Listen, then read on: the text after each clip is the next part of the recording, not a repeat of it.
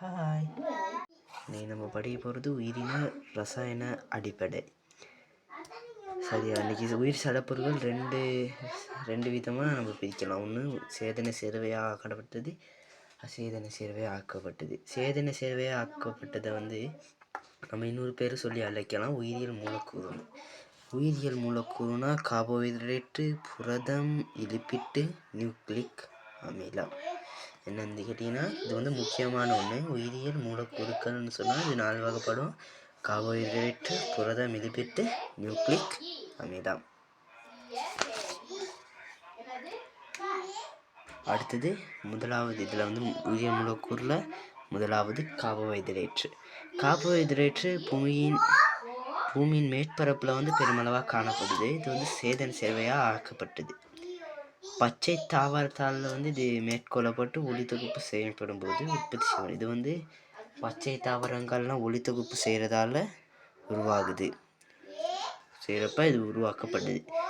இது அன்றாட வாழ்வில் நம்ம எடுத்துக்கிற ஒன்று. இது பெரும்பாலும் உணவுகளில் காணப்படுது. எந்தெந்த உணவுகள்னு கேட்டிங்கன்னா, உருளைக்கிழங்கு, வற்றாழை, தானிய வகைகள், சீனி, மா ஆகிய கார்போஹைட்ரேட்டு அடங்கிய உணவில் இது நம்ம பார்க்கக்கூடியதாக இருக்குது. கார்போஹைட்ரேட்டு பிரதான கூறாக ஆக்கப்பட்டது என்னன்னு கேட்டிங்கன்னா, கார்பன், ஹைட்ரசன், ஆக்சிஜன் மூலங்களால் கொண்டது. இங்கே ஹைட்ரசனும் ஆக்சிஜனும் 2க்கு ஒரு விகிதத்தில் காணப்படுது. கார்போஹைட்ரேட்டு 3 வகை ஆக்கப்படுது. ஒரு சர்க்கரைட்டுக்கள், இரு சர்க்கரைட்டுக்கள், பல் சர்க்கரைட்டுக்கள். ஒரு சர்க்கரைட்டுக்களில் நம்ம குளுக்கோஸு, ஃப்ரக்டோஸு, கலக்ட்ரோஸு சொல்லலாம். இரு சர்க்கரைட்டுக்களில் மோல்ட்ரோஸு, சுக்குரோஸு, லாக்டோஸு. பல் சர்க்கரைட்டுக்களில் மாப்பொருள், செல்லோஸு, கிளைகோஜன். ஒரு சர்க்கரைட்டுக்களில் குளுக்கோஸு, ஃப்ரக்டோஸு, கலக்ட்ரோஸு. இரு சர்க்கரைட்டுக்களில் மோல்ட்ரோஸு, சுக்குரோஸு, லாக்டோஸு. பல் சர்க்கரைட்டுக்களில் மாப்பொருள், செல்லோஸு, கிளைகோஜன். இதன் பிரதான ஆக்கக்கூறு ஒரு சர்க்கரைட்டுகளாக தான் இருக்கும். அடுத்து ஒரு சர்க்கரைட்டுக்கள். ஒரு சர்க்கரைட்டு கார்போஹைட்ரேட்டின் கட்டமைப்பாளாக சொல்லலாம் நம்ம.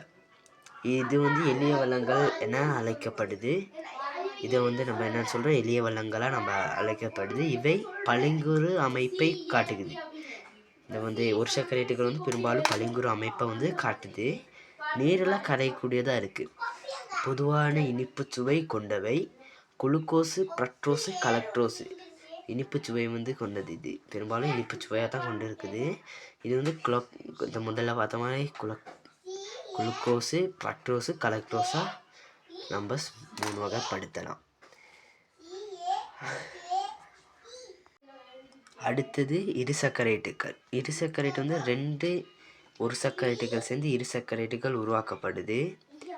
இது நீர் மூலக்கூறு ஒன்று வெளியேறுகிறது. இது நீர் மூலக்கூறு ஒன்று இதில் இரு சர்க்கரைட்லேருந்து ஒரு நீர் மூலக்கூறு வெளியேறுகிறது. வெளியேறி இவ்வாறான இரு சர்க்கரைட்டுகள் நீர் பகுப்பு செய்வதன் மூலம் ஒரு சர்க்கரைட்டுகள் பெறப்படும். இந்த இரு சர்க்கரைட்டு இருக்குதான், இதை நம்ம நீர் பகுப்பு செஞ்சால் ஒரு சர்க்கரைட்டு கிடைக்கும். இது இனிப்பு சுவையுடையது, பளிங்குருவானது, நீரில் கரையக்கூடியது. இரு சர்க்கரைட்டுகள் 3 இருக்குது. ஒன்று குளுக்கோஸு இல்லை மோல்ட்ரோஸு, சுக்குரோஸு, லாக்டோஸு. இது 3 தான் நம்ம பிரதானமாக கொண்டு இருக்கோம். அடுத்து பல் சர்க்கரைட்டுக்கள்.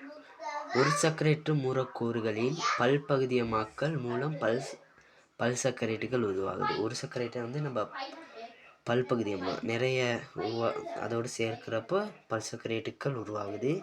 இதில் மாப்பொருள், செல்லுலோஸு, கிளைகோஜனை நம்ம சொல்லலாம். இது முதல் இந்த பல் சர்க்கரைட்டுக்கெல்லாம் 3 இருக்குது. செல்லுலோஸு, மாப்பொருள், கிளைகோஜன்.